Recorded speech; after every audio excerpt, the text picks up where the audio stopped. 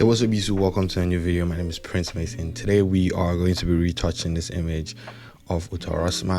She is an amazing model and an artist. I will put a link to her page in the description below, so definitely check her out. So this image I already started working on. I'm just going to go to my windows and yeah, I'm going to show you guys the layers. And the first thing I did was just clean up the image and make the hair look bigger, because that's like the whole idea of this project. I know it's not like exactly symmetrical, but you know, we can always fix that later. Just to quickly show you guys how I worked on the hair before I get going. The first thing I did was just remove all of these things here. So I shot this image in front of a large octabox or umbrella. Yeah, it was in front of a large umbrella, and I had two lights. My key light was up here and my fill light was down right behind her, so it was like a 3-light setup.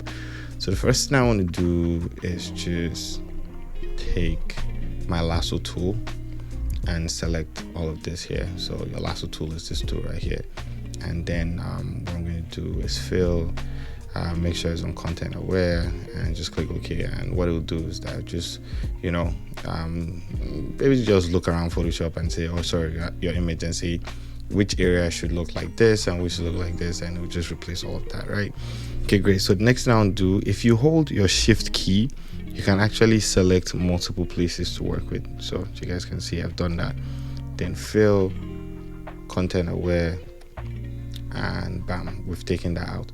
What I like to do typically is create like a new layer before I start working. Unfortunately, I didn't do that, but in this situation I'm just going to do that. As you guys can see, when I started, I had you know, this created already. So okay, so how do we go from here, right here, to here now?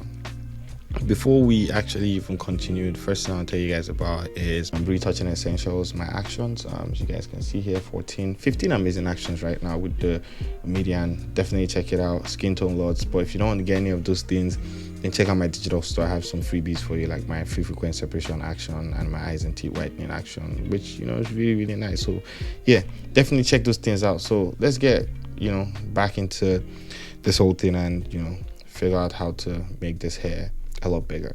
So the first thing I like to do is just pick my lasso tool too, and what I'll do is just pick from here and just go over the hair. As you guys can see, I am avoiding touching her skin. I do not want to, you know, touch her skin, because it would take from that and it would just be like a lot harder to fix that. And what I'm going to do right now is just hit on Command J. So Command J is duplicate, it's Control J on PC, and I would hold Command T, which is basically the transform tool, and right here I'm just going to increase the size of the hair. I don't want it to get too close to the borders right here, but just increase the size of the hair somewhere around here. That's totally fine, and I'll click OK. Remember, the shape we're going for is kind of like oval. That's the whole idea. We just don't want it to be all over the place. Want it to be controlled. And right here at the sides here, you can see that we have this, you know, bulging out. That's a really easy fix, to be honest. All you have to do is just go into your filter, go to liquify, and with liquify, just literally just push this part in, you know, just create that oval shape with this hair like this, and just push this part inside. And I'll do the same for this.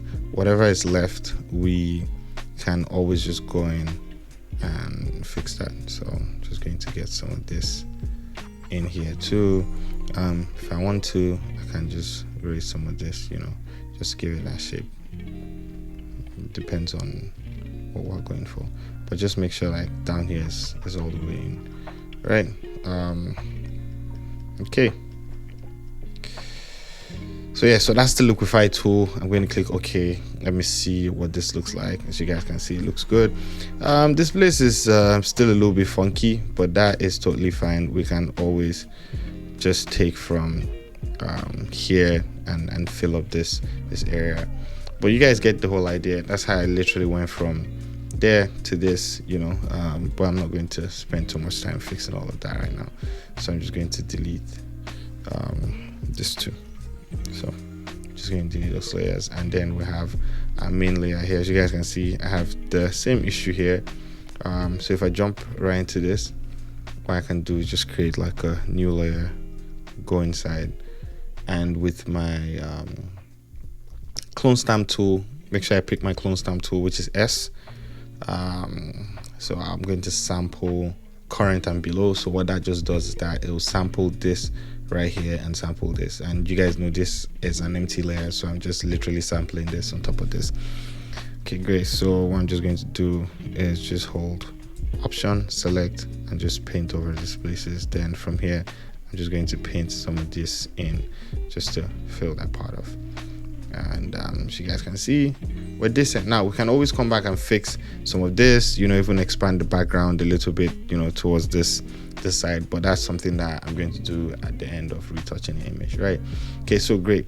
So at this point there's just one last thing that I would like to do to this particular image before I continue. As you guys can see, this point right here, for some reason I just don't like how it looks.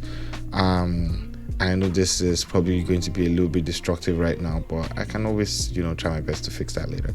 So what I'm going to do is pick my patch tool right here, and with my patch tool, what I'm going to do is just select a little bit of this, just a little bit of this, you know, just take this out. And what I'm going to do is just drag this here. And my patch tool will just fix a little bit of that place for me, right? As you guys can see, it's a little bit black, but that's not a problem. We're going to fix this with frequency separation. Just wanted to get that out of the way. I could do the same for this place too, but you know, that's fine. What we're going to do with this particular part here is just work with liquify tool. Okay, great. So now we have all this set up, and what I'm going to do is create a stamp visible layer. So to create a stamp visible layer, what I'm going to do is Command, Option, Shift, and E. And at this point, I can say that we've done like the most difficult job, which is just like fixing like most of these things. And from here, what we're going to do is just run our median frequency separation action. If you don't have this, then definitely check out my retouching essentials pack. Okay, so for my median, what I typically do is just look around to see if the edges are blurring into each other. That's very important. So what I can do with this image is just reduce it and make sure that I can see, you know, the edges. So around the nose, you know, the edges are not blurring into each other, because if it's like this and everything is just all blurred out, then, you know, it's messed up. You can't actually get anything out of this image, right? So for an image like this, I'm probably going to, you know, stick to somewhere around 15. It's a sharp image, you know, everything looks pretty detailed. I mean, I can't see any of the texture right now, so maybe just bring that down a little bit. And somewhere around here is fine. Now the good thing about this is you can run the action a couple of times till you find something that works for you. Like I said, for me, let me say between 12 and 15, maybe I'll just try 14 works for me, and I'll click OK. Now how you know if this is working for you is after you click OK, if you can see enough detail right here with the with your high layer. So basically this is your texture. If you can see enough detail with your texture, then that's good. But if the detail is too much, you know, if it's too strong, then that's bad. If the detail is too little, then that's bad. So somewhere around here is decent for me. So now I'm just going to click OK. And so now we have our frequency separation set up, our median frequency separation set up, right? Remember I told you guys that I was going to fix this place right here. What I'm going to do is create a new layer. So you can see I've created a new layer, and I'm going to change my blend mode to color. So now that I've changed my blend mode to color, I will pick a brush and I'll make sure it's a soft brush, hardness of 0. My flow is at 1%, and what I'm going to do is just zoom into this place. Now remember, we already created our textures, and our textures are up here. So what I'm just going to do is just click on this right here, and then I'm just going to sample. So I'm sampling the colors, you know, around this place, and what I'm going to do is just paint over this just a little bit to see how that looks. I mean, while that looks decent, I feel like, you know, it can definitely be better. So let me see the before of that, the after. I mean, it looks good.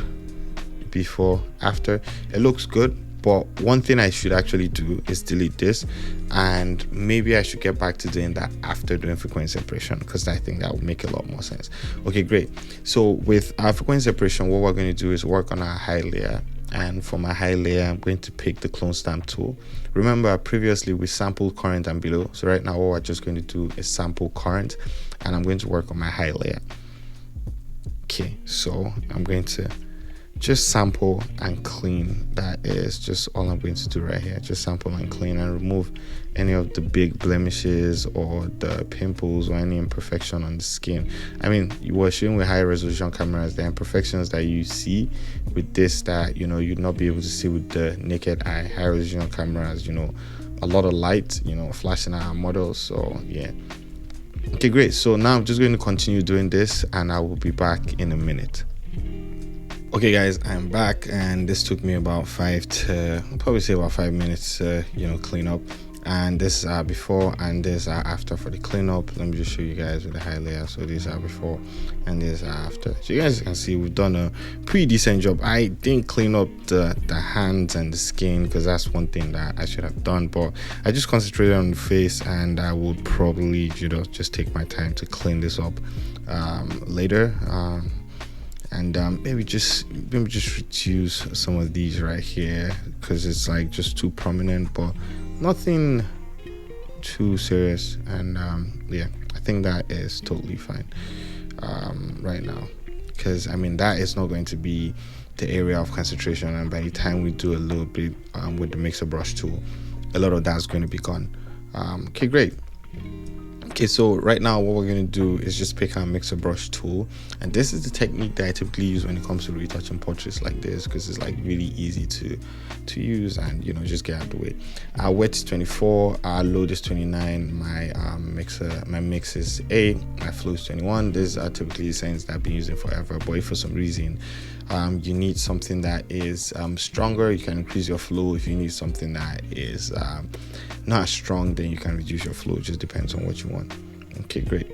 So what I'm going to do right now is just brush in different directions between the highlights and the shadows. So right here, I'm just going to start. Oh, I'm working on the wrong layer. My bad. So I'm just going to go back to my clone stamp tool, and right here I'll work on my low color. This is the work layer, that's where I'll work. So right now I'm just going to brush in between my highlights and my shadows, just blend that in. So this is almost like using a makeup brush. It's very easy and simple to use. Once you figured out the technique to get this done, it's very easy. So you guys can see this particular eye right here, this is something that I would fix with micro dodge and burn, and but for the sake of this video, right, we can just use the mixer brush tool to just brush up, and what that does is that it just reduces the shadows that are there.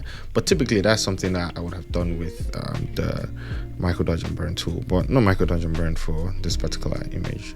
So right now I'm just going to continue to work around this image, and right here, remember this place? So what I'm going to do is drag in from this colors right here into that place, and from this colors too, from down here, and just mix up the colors in this area, and that should do a decent job. If I have to go back and then paint in something else, then I will do that just to fix that area out. But right now it's looking pretty decent, and I will do the same here. I'm just moving in different directions with my brush. So you guys can see I'm not pulling from all the way here down this way and all the way here down this way. It's just tiny brush strokes around my image and just blending in.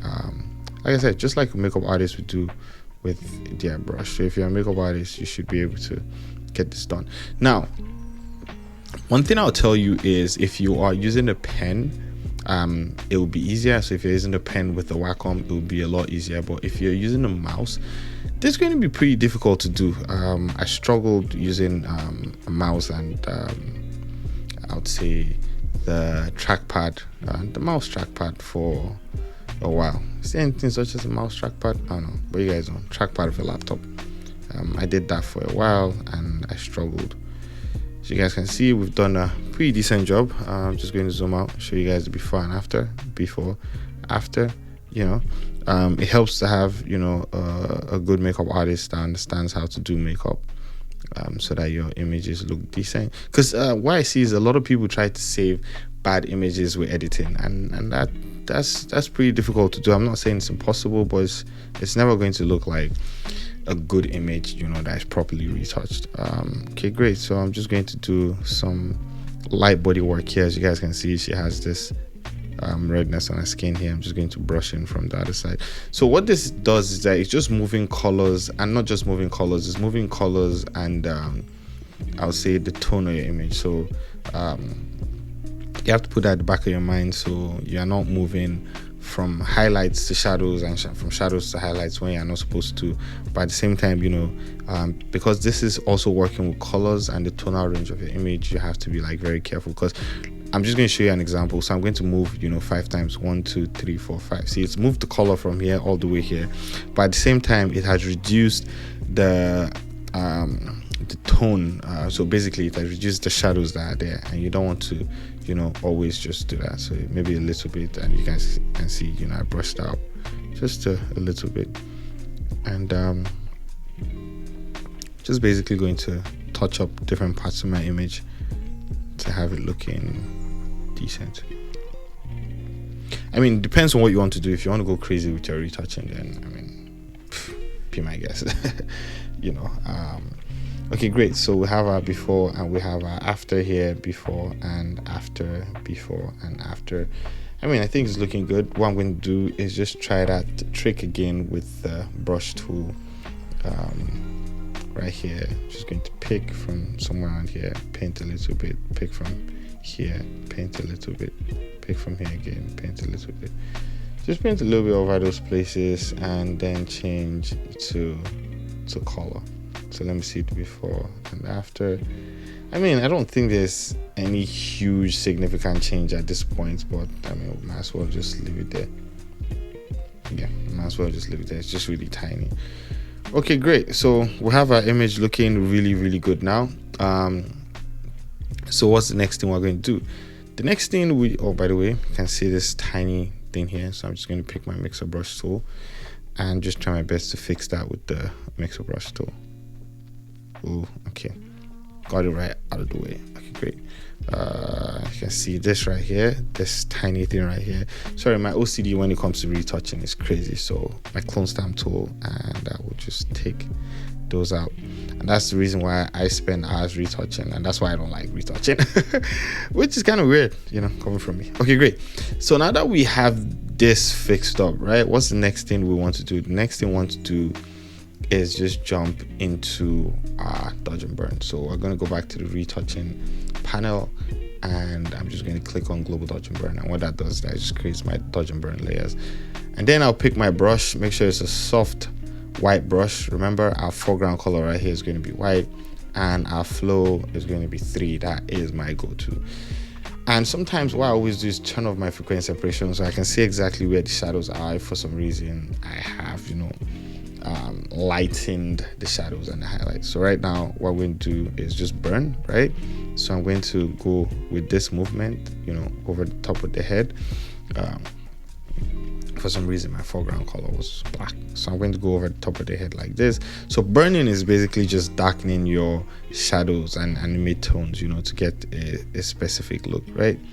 And as you know, the face, when the light comes down, it lights the top of the head, the middle of the nose, as the bridge of the nose, and like all these places, that's where light hits. Anywhere that stands out a certain way, light hits those places. And yes, it does hit all these places, but to have a face properly shaped, you're going to have some contours on it, right? So what I'm going to do is just work some of these in here. I mean, just burn as much as you can burn. So what that does is that it just gives your image more depth, and depth is beautiful. In photography, light is depth. Light and shadows create depth. So beautiful. So right now I'm just burning her lips, and what that would do is that would just make the lips look fuller, right? And with the body has quite a lot of tonality to it already, right? So we don't want to do too much with the body. What I noticed was that the face was a lot brighter than the body, especially after doing frequency separation. So the face was just a lot brighter than the body, right? So we don't want to increase how toned the body looks. I'm just going to get that shape right there out. Okay, great. So this looks decent. It could be better, but it looks decent. And for our dodge, we just do the same thing.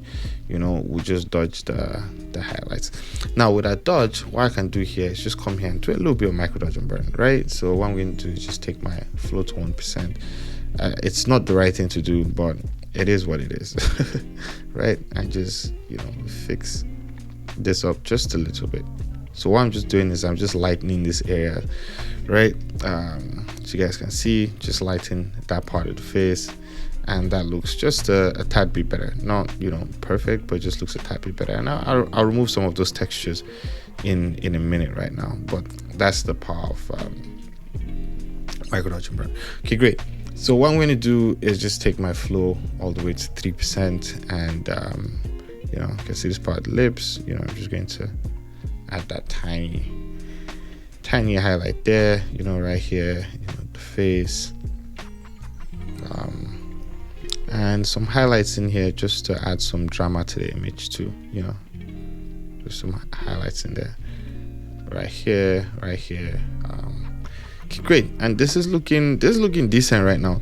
Now typically I'll come inside and really dodge the lips, if it was a beauty image, but I don't think I need to do that here. So nah, it's okay. I don't need to do that here. Okay, great. Now the body, we always have to add some type of shine to the body, right? Okay, great. So just add some shine to the body, follow the highlights.